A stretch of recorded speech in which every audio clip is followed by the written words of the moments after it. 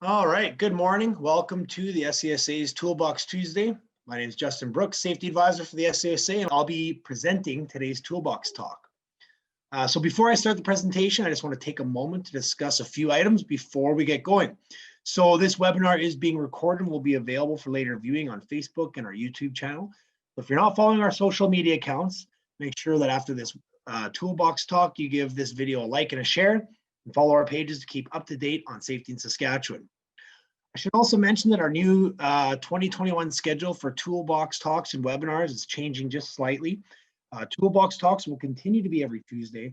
However, our webinar Wednesdays will be the first Wednesday of every month. So that means tomorrow we will have one at noon, which we'll talk a little bit more about at the end of this Toolbox Talk. So today is a little bit different. It's a little hard to explain, so you'll understand a little bit more when I get into it, but it's going to be frequently asked questions from employees, supervisors, and owners. So it's one question per, and these are kind of more of the, I guess, the top questions that I'm asked and that a lot of the other advisors are asked by each level. So what I'm going to just do is I'll just get right into it, and then that way you'll have a better idea on what the heck I'm talking about here.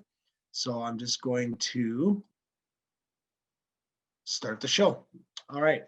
So frequently asked questions from employees, supervisors, and owners. So let's start with the employee.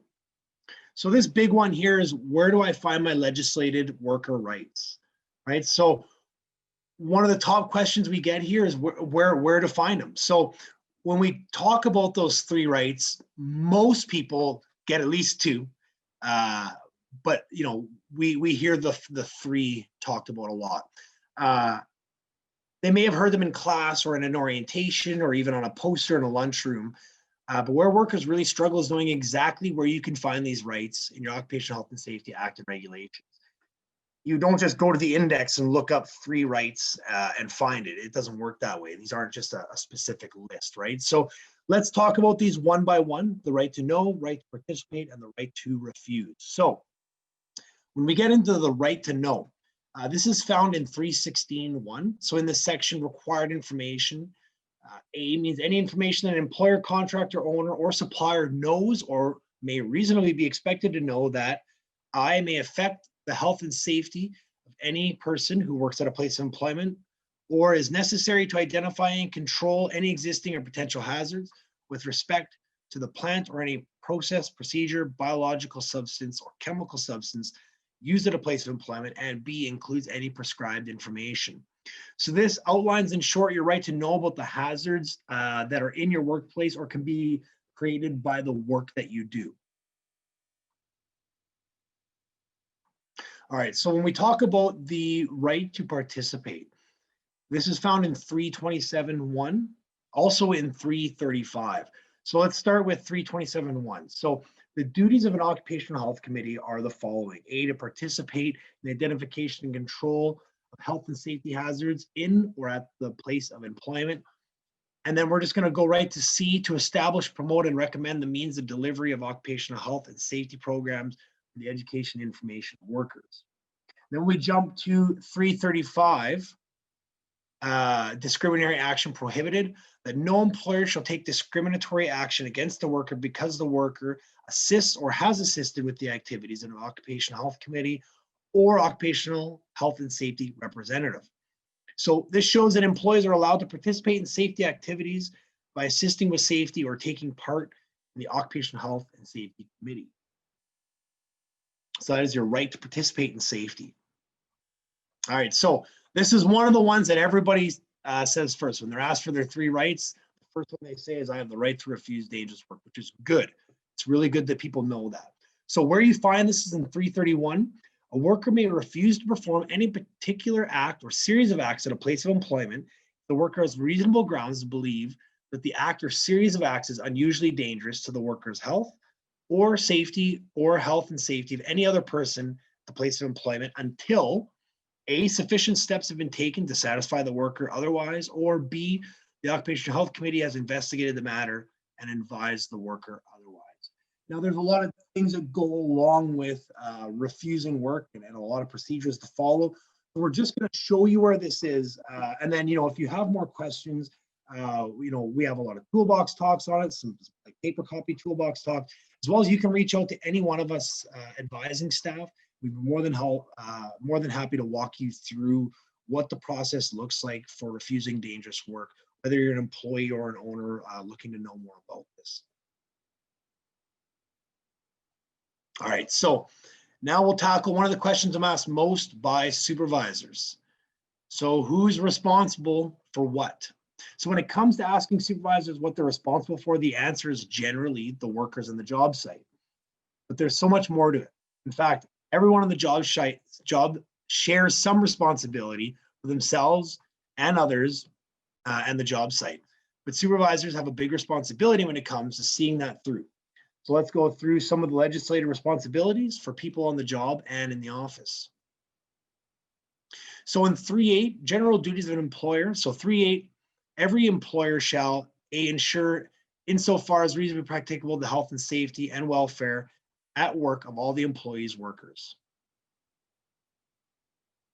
So when it comes to the employer here or supervisor, we want to consult and cooperate with the OHC, resolve concerns raised by the OHC.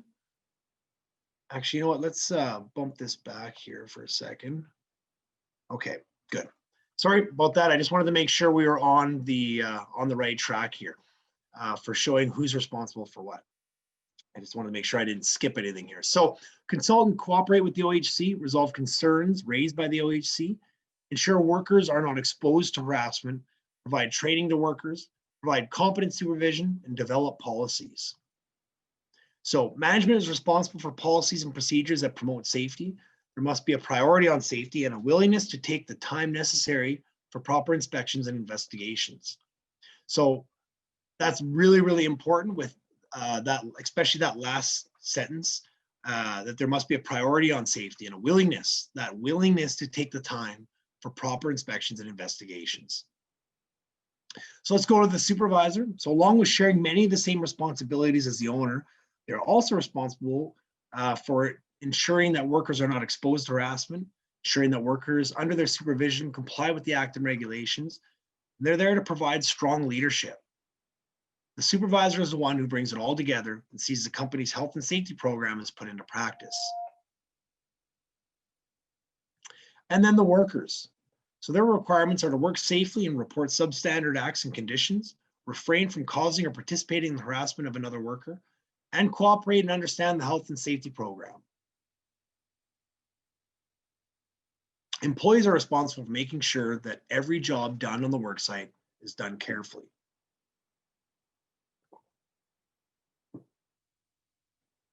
All right, so now let's move towards the owner. So owners have a ton of responsibility when it comes to keeping workers safe from the jobs that they're doing. But there's one question that I'm asked most often by owners, and that question is, do I need a safety program? You have a moral obligation as a company owner to keep your workers safe. But were you aware that you have a legal obligation to have a safety program and ensure workers are trained in it? That's the big question.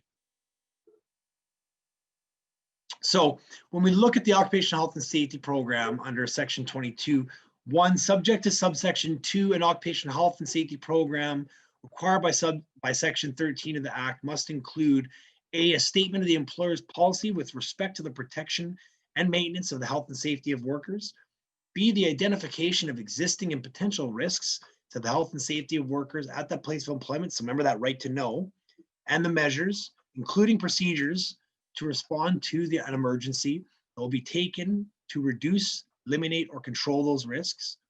C, the identification of internal and external resources, including personnel and equipment, that may be required to respond to an emergency.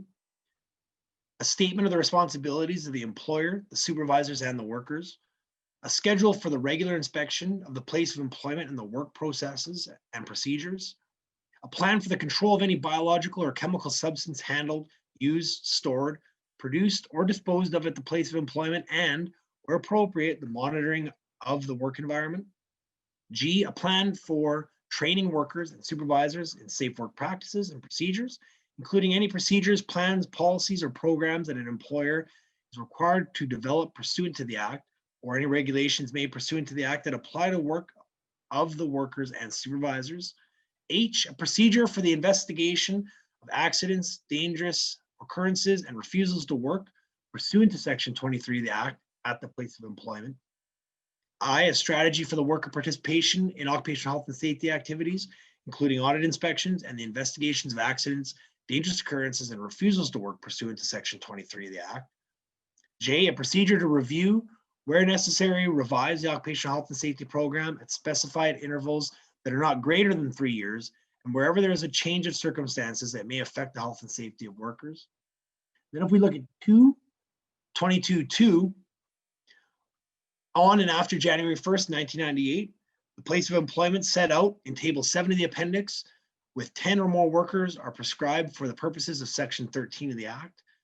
And 3, an employer at a place of employment mentioned in subsection 2 shall establish a program, occupational health and safety program that meets the requirements of subsection 1, not later than a place of employment with 100 or more workers, January 1st, 98, place of employment with 21 or more workers, but not more than 99 workers, January 1st, 99, and a place of employment with 10 or more workers, not more than 20 workers, as of January 1st, 2000.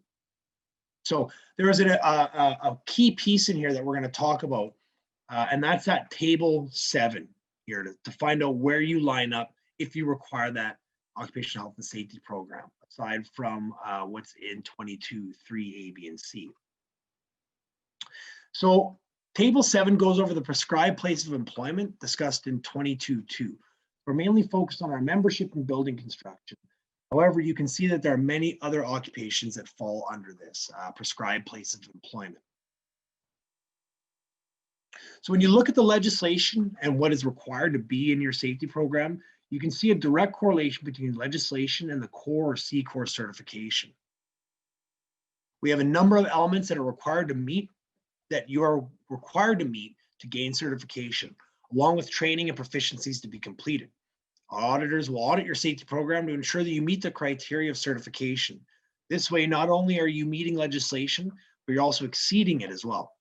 For more information on core or C Corps certification, visit our website at www.scsaonline.ca or call the office to speak with an advisor, and we can help you get set up right away. Perfect. So that concludes that presentation there. So I hope you guys kind of learned a lot. And of course, these are just some of the questions that were asked by our membership.